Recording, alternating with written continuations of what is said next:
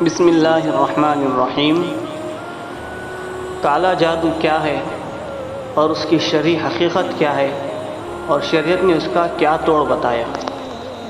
بے شک جادو ایک حقیقت ہے اور بعض بدبخت لوگ جادو کرتے بھی ہیں اور سبب کے درجے میں اس کا اثر ظاہر بھی ہوتا ہے، لیکن اس سے بڑی حقیقت یہ ہے کہ پوری کائنات کے خالق اور مالک اللہ تبارک و تعالی ہیں۔ ان کے حکم کے بغیر دنیا میں ایک ذرہ بھی اپنی جگہ سے حرکت نہیں کر سکتا۔ اسباب کے خالق بھی وہی ہیں اور اسباب میں تاثیر پیدا کرنے والے بھی وہی ہیں۔ قرآن مجید میں اللہ تعالیٰ فرماتے ہیں، وہ لوگ کسی کو جادو کے ذریعے نقصان نہیں پہنچا سکتے تھے مگر اللہ کے حکم سے۔ عموماً شیطانی وساوس، انسانی نفسیات، نظر بد اور حسد کے اثرات وغیرہ اور بعض اوقات پیشہ ور حضرات لوگوں کو جادو کے وہم میں مبتلا کر دیتے ہیں۔ ان شیطانی حملوں سے بچاؤ کا وہی طریقہ ہے جس کی تعلیم ہمیں اسلام نے اور دین نے بتائی ہے۔ سب سے بنیادی بات یہ کہ اللہ تعالیٰ کی ذات اور ان کی صفات پر کامل ایمان اور یقین ہونا چاہیے۔ اللہ کی ذات پر مکمل بھروسہ ہو تو قوت ایمانی سے ہی انشاءاللہ بہت سی شیطانی قوتیں اور نفسیاتی حملے پسپا ہو جاتے ہیں۔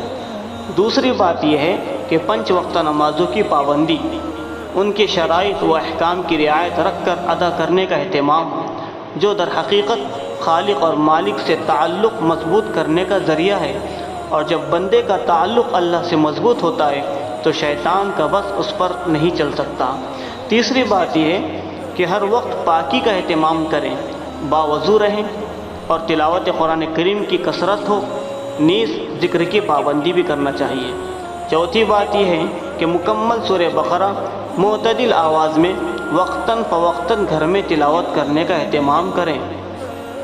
پانچویں بات یہ ہے کہ صبح و شام کی حفاظت کی مسنون دعائیں پڑھنے کا اہتمام، جو مختلف مستند علماء کرام نے جمع کر کے شائع کر دی ہیں، کسی بھی دینی کتب خانے سے حاصل کی جا سکتی ہیں۔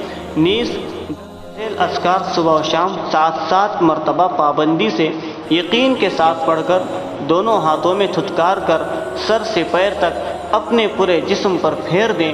انشاءاللہ ہر قسم کے سحر، آسیب اور نظر بد کے اثرات سے حفاظت رہے گی۔ اور یہ جو اذکار ہے جو پیش کیے جا رہے ہیں یہ قرآن اور حدیث سے ثابت ہے۔ وہ یہ ہیں: درود شریف، سورہ فاتحہ، آیت الکرسی، سورہ علم نشرح، سورہ کافرون، سورہ اخلاص، سورہ فلق اور سورہ ناس، اور آخر میں درود شریف روزانہ 7 مرتبہ پڑھ کر اپنے پورے بدن پر پھیر لیں۔